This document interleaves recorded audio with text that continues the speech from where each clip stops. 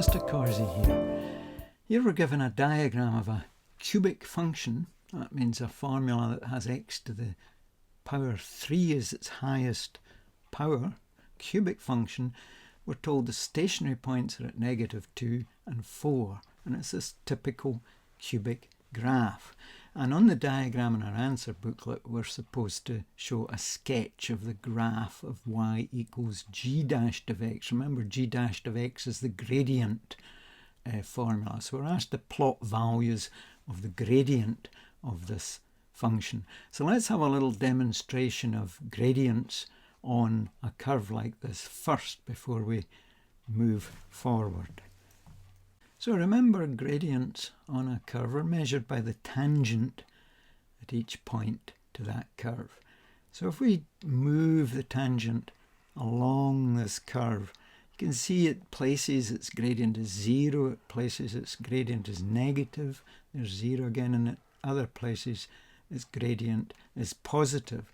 So for this cubic curve that I'm showing you here, we've got positive values for the gradient going down to 0, and then negative values, the largest negative value is about there, then they start increasing again back up to 0, and then they become positive and gradually increase.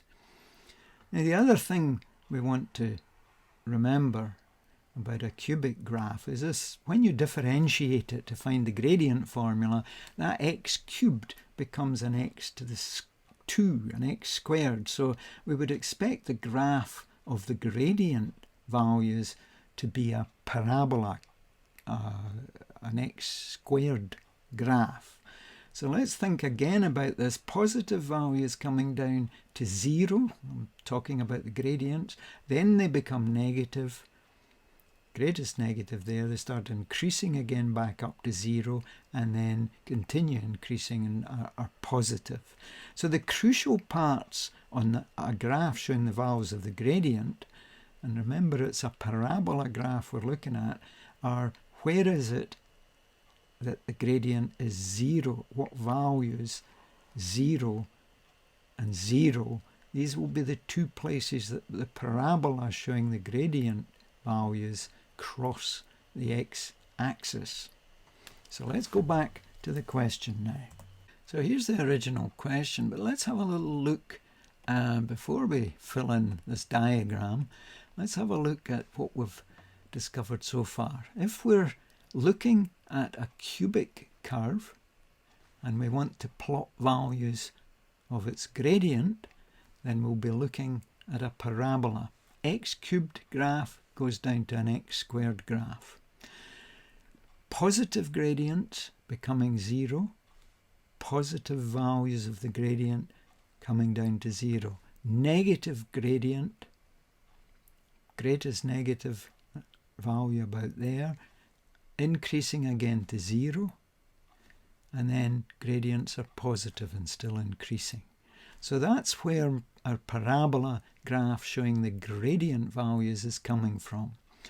These 2 points are crucial. At this point, the gradient of the graph is 0. It's a stationary point on the graph. At this point, gradient value is 0. There's a stationary point on the graph. So we look for the 2 stationary points on this graph. That's where our gradient graph will cross the x-axis. So let's get rid of that, and now let's look at the diagram that we have to fill in. So gradient is 0 when x equals -2.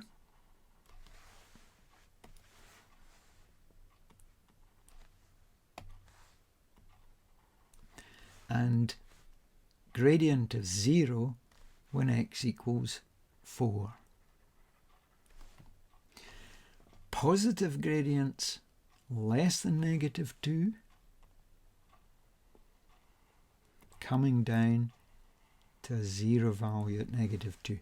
Negative values, maybe the greatest one just about here, and then they come back up to 0, and then the gradients are positive and increasing in value. So we will get a gradient graph that looks similar to this. Y equals g dashed of x, crossing at -2 and 4, and in the shape of a parabola. Positive gradients, negative gradients, positive gradients. So there's positive uphill, negative downhill, positive uphill. Between stationary points, 0 gradients. That's Mr. Corsi signing out. Hope you enjoyed the video.